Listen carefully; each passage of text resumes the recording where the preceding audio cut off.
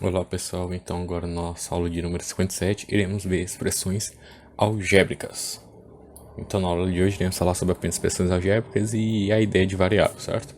Então o que são expressões algébricas? Então as expressões algébricas elas são expressões matemáticas que apresentam números, letras e operações. Por exemplo, digamos que nós tivéssemos x mais 2 igual a zero. Então ela é uma expressão algébrica, tá? Onde aqui a gente tem o x, que é a letra, mais o que é a operação e o 2, certo? Então isso aqui já é uma expressão algébrica, tá? Então as expressões algébricas desse tipo, elas são usadas com frequência em fórmulas de equações. Já as letras que aparecem numa expressão algébrica, elas são chamadas de variáveis, certo? No caso, o nosso x aqui é uma variável. E ele representa um valor desconhecido, tá? E então, digamos, por exemplo, aqui, qual seria esse número aqui de x? Um número que mais 2 é igual a zero. Bom, a gente sabe que é o menos 2, né? Porque menos 2 mais 2 dá zero, tá?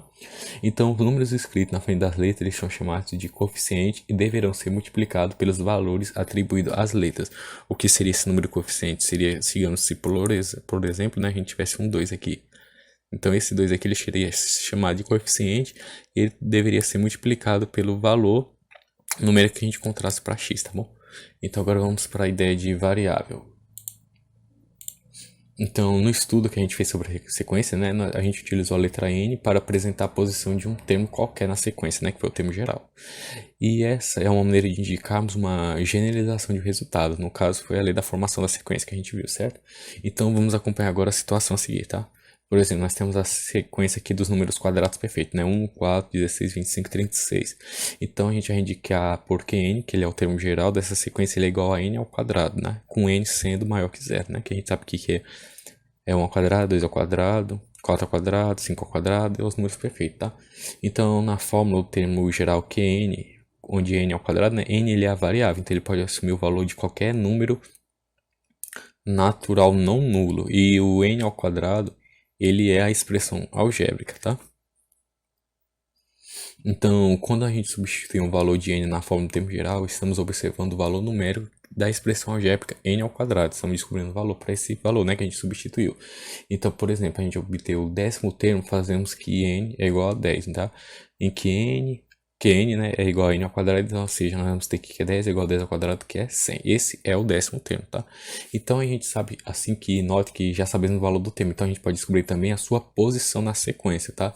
Por exemplo, qual é a posição do número 625 na sequência dos números quadrados perfeito. Bom, aqui ele dá uma diferença, porque ele não está pedindo para a gente descobrir qual é o número do termo, ele está dizendo que a gente descobrir qual é o termo, né? Se ele é o primeiro, se ele é o segundo, terceiro, então como é que a gente vai ter?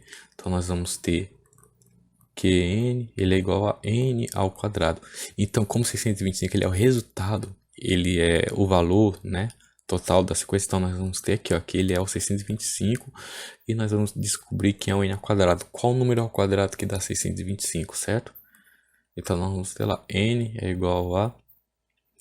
Quando a gente tem o quadrado aqui, né, nós temos igual a 625. A gente sabe que quando a gente tem o quadrado aqui, ele vai passar pro outro lado como uma raiz quadrada. Então nós vamos tirar a raiz quadrada de 625. E a raiz quadrada de 625 é 25. Quer dizer que 25 vezes 25 dá 625, tá, pessoal? Então nós temos que n é igual a 25. Então nós temos que 25 aqui, que é o n, é igual a 625. Quer dizer que o termo, o 25º termo, ele é igual a 625. Entenderam, pessoal? Tá?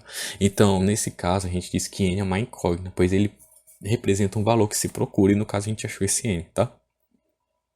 E aqui nós temos alguns outros exemplos de expressões algébricas que não dá para responder, tá bom? Mas é só alguns exemplos para vocês analisarem como era. No caso aqui nós podemos 2a mais 7b, onde nós temos aqui as letras, né?